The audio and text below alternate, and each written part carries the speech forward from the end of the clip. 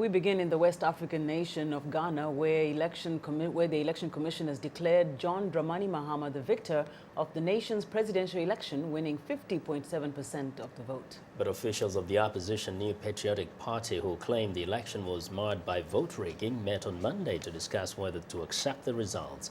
Opposition leader Nana Akufo-Addo finished second with 47.7% of the vote. Although the opposition says the vote was fraudulent, international observers have said the election was an overall success.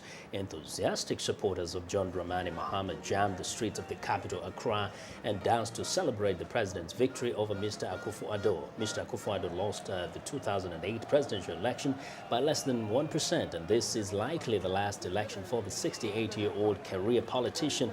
It remains unclear if the NPP plans to challenge the results. The commission announced the results late Sunday following a tense day filled with accusations and protests.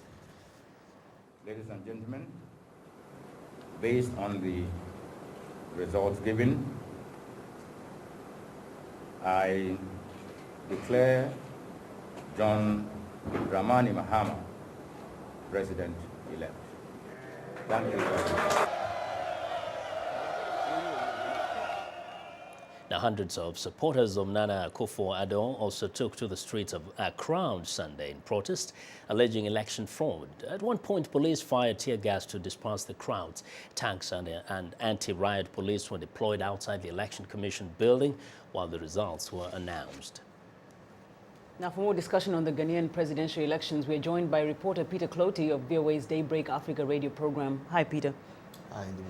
So what reaction are you getting from President Mahama's camp about this victory? Obviously, they're breathing a very big sigh of relief. It was close. And they are excited, they are jubilating because it was a hard-fought victory for them, whilst the NPP people are cloud in sadness, they are rejoicing. But they were pretty confident going in the election, saying they were going to win the election, in their words, one touch, and that's what they did.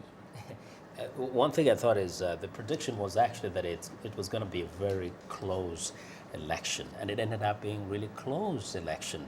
Why is the other side saying that perhaps there was some manipulation of anything here? Now, for those who have been monitoring Ghana's election for some time now, since the Fourth Republic, that is when the 1992 Constitution was implemented, any party that has lost the election has come out with one way or the other to say the election was rigged, when in fact it was free, fair, transparent, and credible. Both local and international observers will tell you that. But they take it, some take it to court, and the court rejects them because some of the instances where they raise issues were not predominant in the entire country to say that this affected the results of the vote. There were minor areas. What is the basis of Mr. Akufo-Addo's claim, and how likely is it that it could change the result? Well, his claim was that there were a few constituencies that there were voter irregularities and all that. But in Ghana's election, you have to challenge the result right at the polling station. If you don't do that, your last resort is to go to court and have it overturned. But 2 times, both parties have taken the issue to court, and that never worked out. So it remains to be seen how they're going to do it this time for a court to say, no, we're going to rescind the decision of the Electoral Commission, and we're going to revoke the swearing in of the president. It's very difficult. Mm-hmm. Now, not impossible, though.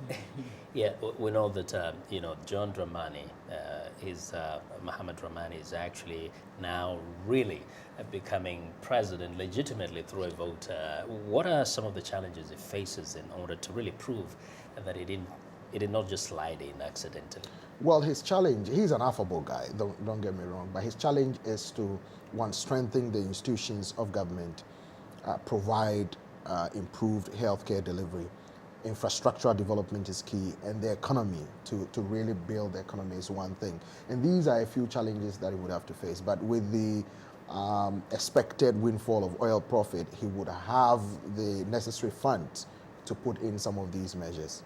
The tensions or the potential, court application by Akufo-Addo's side, is that likely to cause any kind of tension in the country? You're already hearing that there's this investor fear that there's a lot of tension in the country. Is that a problem? Well, it's happened before. Usually the tension comes before the Electoral Commission makes its pronouncement. Once the pronouncement has been made, psychologically everybody switches off to say, look, somebody won the election, let's move on. And that has happened 3 times. So I don't see anything different unless the court finds the empirical proof that or evidence that the opposition presents is irrevocable for them to take an action to revoke the decision of the Electoral Commission. Very briefly, would you say this election is kind of gone a long way to entrench the culture of democratic elections in Ghana? I think so, because since 1957, when Ghana had its first election, subsequent elections have been pretty much free, fair, and credible. Well, thank you, Peter Clottey. thanks a lot. And very excellent insight there and analysis. Our thanks to reporter Peter Clottey of VOA's Daybreak Africa radio program.